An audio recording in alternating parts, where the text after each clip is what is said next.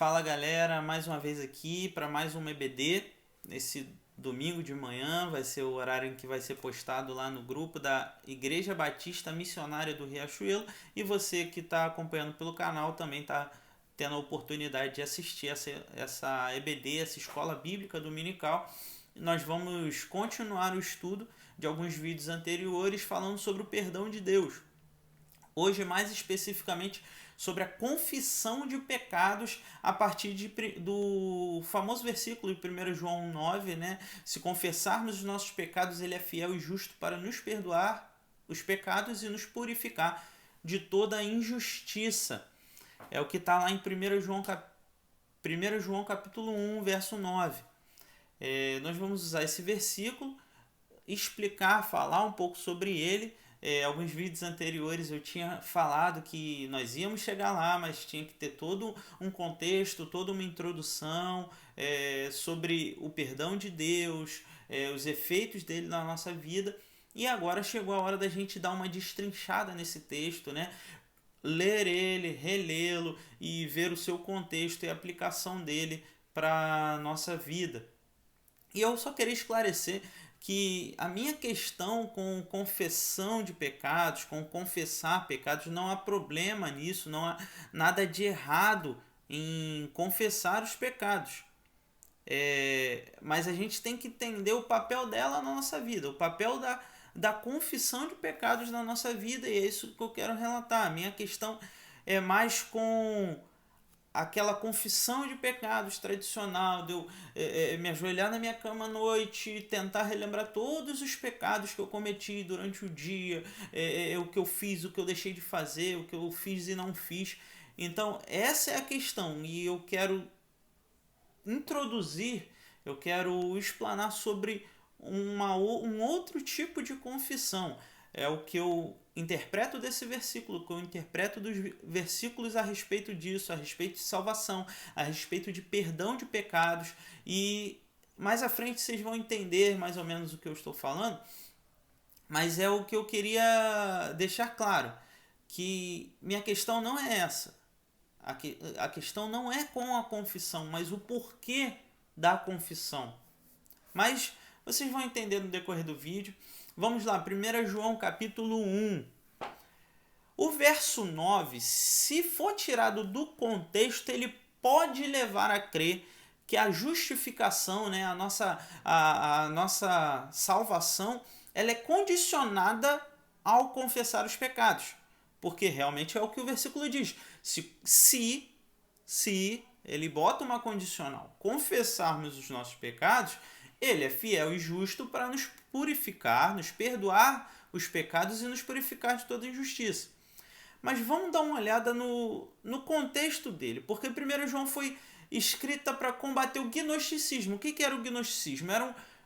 Literalmente é conhecimento oculto, né? Era uma heresia que estava se espalhando nas igrejas, e João está querendo combater essa heresia, esses hereges, essas mentiras de Satanás introduzidas através disso, do gnosticismo, que fala de conhecimento oculto, que não há pecado, que não existe pecado, que Jesus não veio em carne, porque ele é Deus, ele é santo, e a carne é má, a carne é impura. Então, se Jesus é santo, ele não se sujeitaria a vir em corpo de carne, né? Então, tem várias coisas que o gnosticismo fala, e João veio combater ele. Na verdade, muitas cartas na Bíblia combatem não só o gnosticismo, mas diversos tipos de heresias, né? E João está combatendo isso. Tanto que João vai falar no Evangelho que em Cristo não há trevas, ele é a luz e prevalece sobre as trevas. Todos os escritos, todas as cartas de João e o Evangelho de João é um combate ferrenho ao gnosticismo, toda essa coisa do conhecimento oculto, das trevas e tal, que não, você não chegou no nível para ter esse conhecimento que a gente tem e tudo mais. Mas na verdade, em Jesus, a luz, Deus é luz, é o que ele vai falar na sua carta. Ele fala que Jesus veio em carne, né? O verbo se fez carne. 1 João capítulo 4 também vai dizer, do verso 2 ao 6, nisto reconheceis o Espírito de Deus. Todo espírito que confessa que Jesus veio em carne é de Deus. Porque os gnósticos, eles não falavam isso. E todo espírito que não confessa Jesus não procede de Deus, pelo contrário, este é o espírito do anticristo, a respeito do qual tendes ouvido que vem e presentemente já está no mundo. O espírito do anticristo já está no mundo desde os tempos antigos. Se ele vai se manifestar em carne, vai haver uma nova ordem mundial, enfim, isso não é a questão aqui, mas o espírito do anticristo já está agindo e ele usou os gnósticos nesse sentido. Continuando, filhinhos, vós sois de Deus e tendes vencido os falsos profetas, porque maior é aquele que está em vós do que o que está no mundo. Eles procedem do mundo, por essa razão falam da parte do mundo, e o mundo os ouve. Nós somos de Deus. Aquele que conhece a Deus nos ouve, aquele que não é da parte de Deus não nos ouve. Nisto reconhecemos o espírito da verdade e o espírito do erro. João está combatendo ferrenhamente o gnosticismo na sua carta. E é necessário a gente ter esse contexto para poder interpretar. Veja bem, isso se aplica a todos os escritos bíblicos. Mas é até lógico a gente pensar assim, poxa, para a gente saber do que aquele escrito, né, seja uma carta, seja um jornal, revista, seja o que for, saber do que ele está falando, principalmente a gente tem que saber quem está escrevendo e para quem está escrevendo. E, se possível, quando foi escrito, para entender todo o contexto. E dentro desse contexto, sabendo que João está escrevendo a igrejas para combater o gnosticismo, é que nós vamos ler esse primeiro capítulo aqui, que começa assim: o que era desde o princípio, o que temos ouvido, o que temos visto com os nossos próprios olhos. Ele foi visto. Olha o combate aí, porque eles não diziam que Jesus veio em carne, então não poderia ser visto. Eles diziam que ele era uma força, era como que um espírito, mas ele pôde ser visto com os próprios olhos. O que contemplamos, as nossas mãos apalparam, olha o verbo se fazendo carne, com respeito ao verbo da vida. E a vida se manifestou e nós a temos visto e dela damos testemunho e vô-la anunciamos. A vida eterna, a qual estava com o Pai e nos foi manifesta. Então, peraí, ele está dizendo que está dando testemunho dessa vida. O que temos visto lá no verso 3, o que temos visto e ouvido, anunciamos também a vós outros. Anunciamos também a vós outros. Vamos continuar, mas pega esse trechinho aí. Para que vós igualmente mantenhais comunhão conosco. Ora, nossa comunhão é com o Pai e com seu Filho Jesus Cristo. Porque os gnósticos nem criam que Jesus era o Filho de Deus. Mas olha só, se temos comunhão com Deus, né, se João está escrevendo e falando, se João tem comunhão com o Pai, com o Filho, e aqueles que estão em Cristo têm comunhão com o Pai e com o Filho, aqueles que creem e confessam Jesus Cristo têm comunhão com o Pai, de quem ele está falando se ele está dizendo e fazendo quase que um convite a que tenham comunhão com ele? Não é isso? O que temos visto e ouvido anunciamos também a vós. Também a vós. Não só a igreja, mas também você sabendo que ele está combatendo o gnosticismo, vê se ele não está falando para esses gnósticos. Nós estamos anunciando também a vocês para que vocês também tenham comunhão conosco. Porque não tinham, porque não confessavam a Cristo como Salvador, não confessavam que o Pai tinha enviado o Filho e o Filho tinha se feito em carne, em Jesus Cristo, e ele era o Filho de Deus e ele era Deus. Então, se ele está falando e convidando eles a terem comunhão, é porque eles não tinham comunhão. Aqui, então, já deixa claro que ele não está falando à igreja. Era uma carta destinada à igreja, mas ele está falando de outra coisa, de outra pessoa. E nós sabemos que é os gnósticos. Estas coisas, pois, vos escrevemos, para que nossa alegria seja completa. Deus é luz, o pecado, a confissão, o perdão, a propiciação. Olha aí o combate. Deus é a luz, o pecado. O pecado, porque os gnósticos não criam no pecado, não acreditavam que tínhamos morrido em Adão, que éramos seres mortos em Adão, que o pecado passou de geração em geração. A confissão de que sim, temos pecado, de que precisamos nos arrepender e nos voltar para Cristo, o perdão que foi entregue na cruz, a propiciação, o sacrifício de Jesus derramado na cruz em nosso favor. É isso que faz o elo de nós com Deus. Verso 5. Ora, a mensagem que da parte dele temos ouvido vos anunciamos é essa, que Deus é luz e não há nele treva nenhuma. Se dissermos que mantemos comunhão com ele e andamos nas trevas, ora, andamos no gnosticismo, andamos no ocultismo, mentimos e não praticamos a verdade. Se, porém, andarmos na luz, na palavra, como ele está na luz, mantemos comunhão uns com os outros. Se Deus é luz, se andarmos nele, estivermos na luz, mantemos comunhão uns com os outros. Vamos lá. E o sangue de Jesus, seu Filho, nos purifica de todo pecado. O que nos purifica, o que nos limpa de todo pecado é o sangue de Jesus, o seu Filho. Se dissermos que não temos pecado nenhum, a nós mesmos nos enganamos. E a verdade não está em nós. Se, porém, confessarmos os nossos pecados, ele é fiel e justo para nos perdoar os pecados e nos purificar de toda injustiça. Mas a quem ele está falando? A quem em todos esses versículos está falando aqui? Aqueles que não têm comunhão com o Pai, aqueles que não têm comunhão conosco, com a igreja, aos gnósticos. Ele está falando, ei, confessem que vocês estão mortos em delitos e pecados, como diz a Escritura. Confessem que vocês precisam de salvação. Confessem os seus pecados, que ele é fiel e justo para perdoar os seus pecados e purificar de toda a injustiça.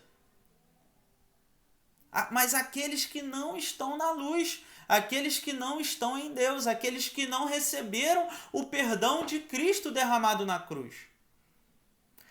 O pecado desagrada a Deus profundamente, mas veja bem, a sua comunhão com Ele, no que tange a Deus, não pode ser alterada, não pode, principalmente no contexto de salvação, ela não pode ser interrompida ou desfeita por causa de qualquer pecado cometido, porque já foi perdoado.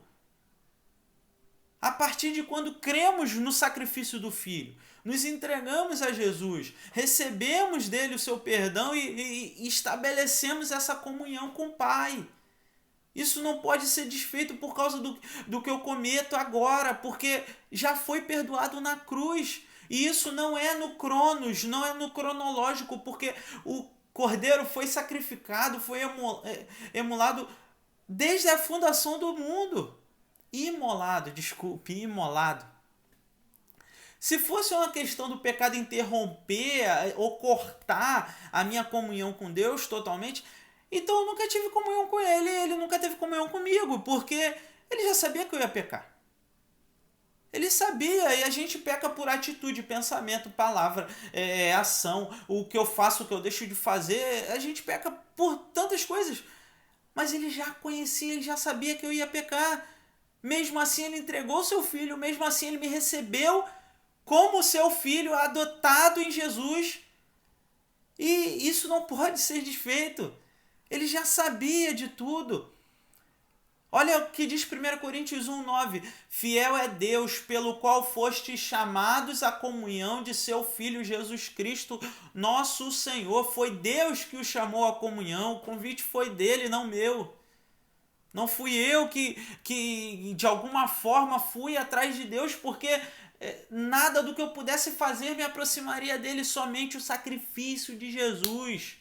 Somente isso pôde realmente me levar até Deus.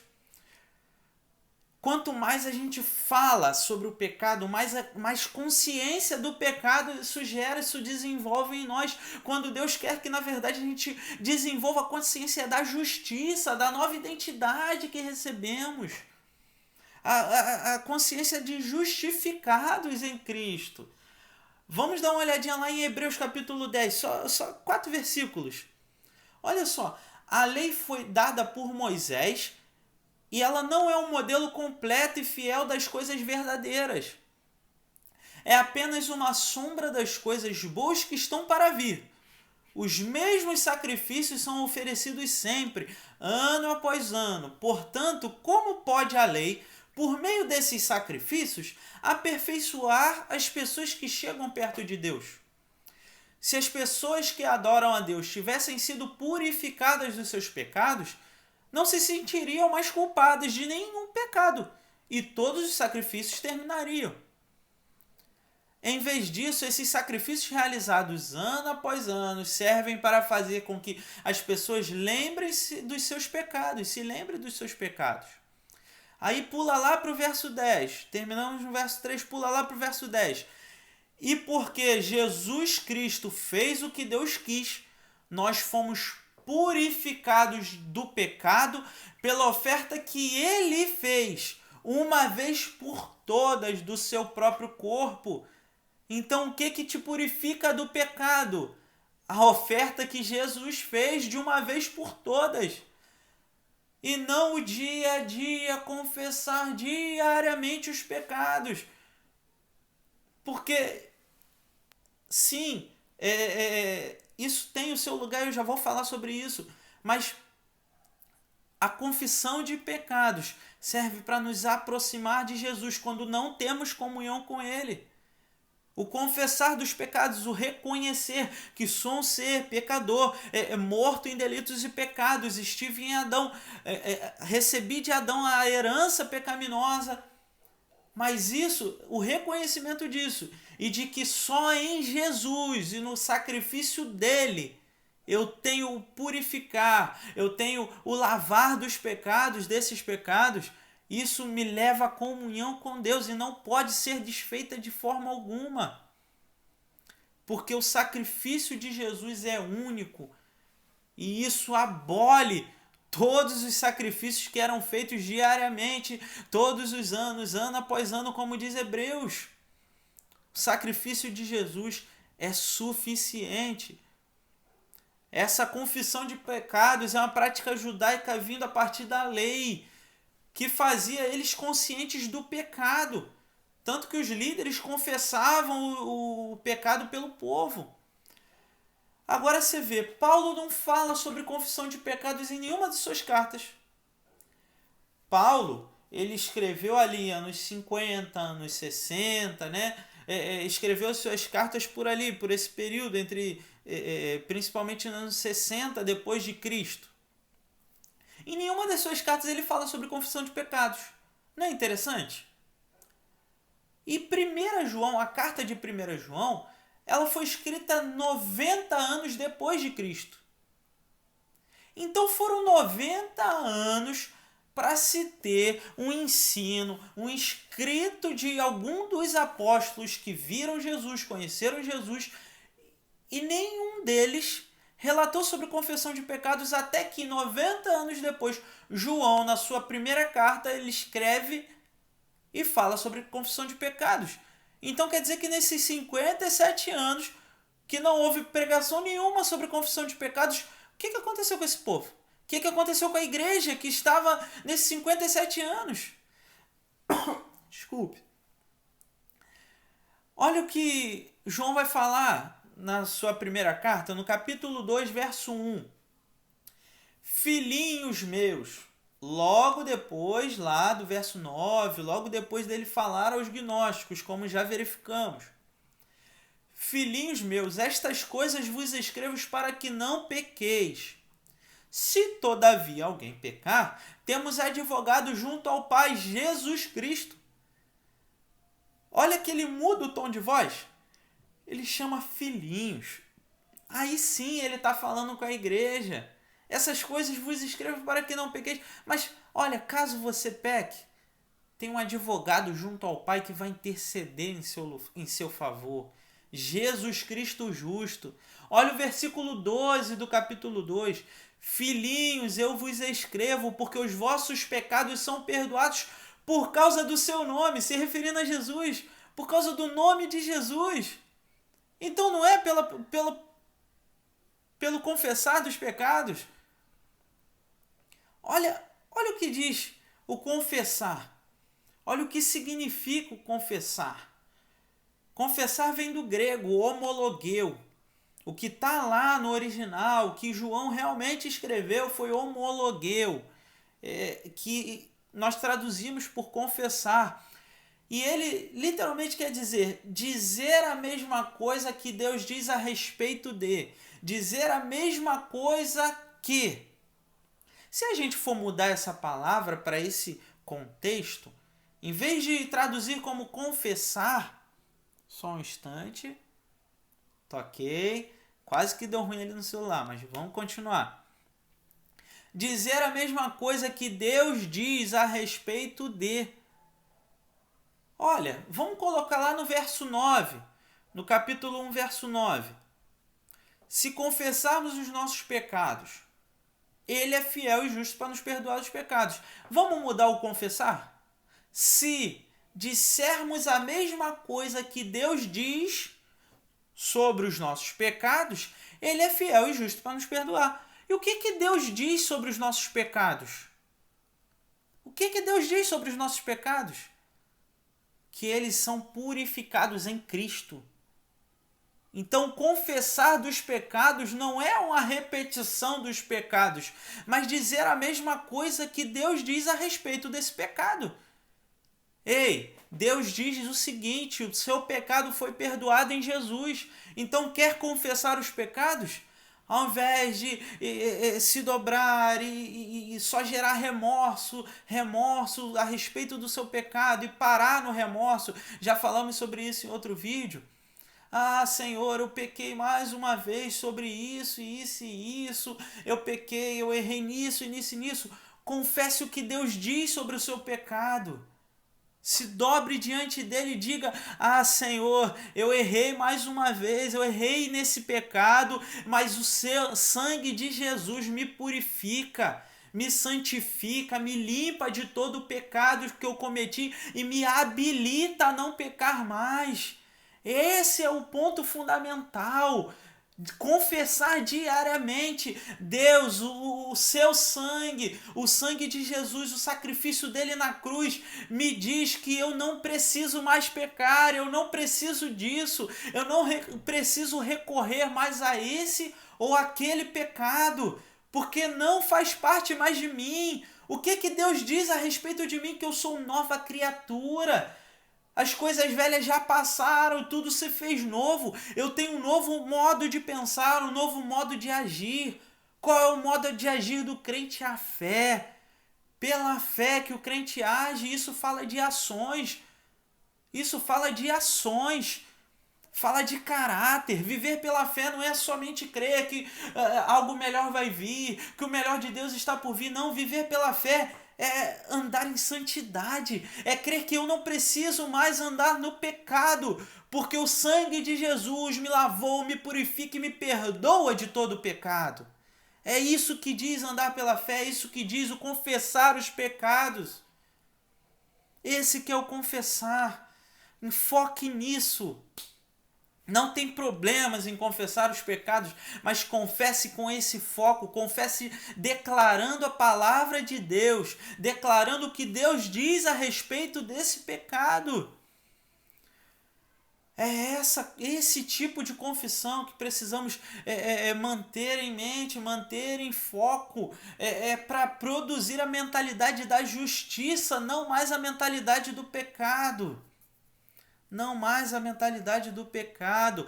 Olha, João capítulo 5, 24. Em verdade vos digo, quem ouve a minha palavra e crê naquele que me enviou tem vida eterna. Não entra em juízo, mas passou da morte para a vida. Só para a gente poder ilustrar mais alguns versículos. Romanos capítulo 1, 16 e 17. Pois não me envergonho do evangelho, porque é o poder de Deus para a salvação de todo aquele que crê, primeiro do judeu, também do grego. Verso 17, visto que a justiça de Deus se revela no evangelho de fé em fé, como está escrito, o justo viverá por fé. O justo viverá por fé. Então ande em fé, querido. Fé para crer que sim, já recebemos dele o perdão dos pecados. E é isso que me leva a essa consciência, que me leva a não pecar mais. Ficar relembrando dia a dia os pecados que eu cometo e deixo de cometer. Não, mas relembre dia a dia o perdão que recebeu, relembre dia a dia, confesse, use a sua palavra, a sua voz, a sua boca para confessar o perdão de Deus, para confessar a justificação recebida por nós, através de Jesus na cruz. Confesse isso, queridos. Mantenha o foco nisso. Foque em Jesus. Olhe para Jesus, autor e consumador da nossa fé. É isso que vai te libertar, é isso que vai te fazer vencer qualquer que seja o pecado que você possa estar preso, o mau hábito que você possa estar preso. Confessar a realidade da nova criatura que você é, querido. Que em Cristo você é nova criatura, que isso não cabe mais a você, crer que o pecado já foi derramado, e é isso que me leva a ter comunhão com Deus. Bom, queridos, era isso que eu queria falar. Essa foi mais um EBD do Ministério Believe, da Igreja Batista Missionária do Riachuelo. Se você chegou nesse vídeo aqui meio que, pô, caramba, do que ele está falando, o que foi isso que ele citou e tal, eu fiz uma introdução alguns vídeos antes, alguns vídeos atrás, né? Então você pode procurar aí no canal. Todos os vídeos a respeito de perdão dos pecados é o que está na descrição, né? O perdão de pecados. Então, dá uma olhada, medite, leia os textos, leia os contextos, isso é muito importante, temos enfatizado isso nos vídeos a respeito do Bíblia escrita, Bíblia pregada. Então, dá uma olhada, que Deus te abençoe. Qualquer coisa, qualquer dúvida, estamos à disposição para debater. Coloca nos comentários se ficou alguma dúvida. Vamos conversar e debater e sanar essas dúvidas, né? Eu não sou o dono da verdade, mas a palavra de Deus é a verdade. E é isso que eu tenho encontrado nela. Amém, queridos? Deus te abençoe. Fique na paz e creia. Deus já te perdoou de todos os pecados em Cristo Jesus. Amém? Deus te abençoe. Fica na paz.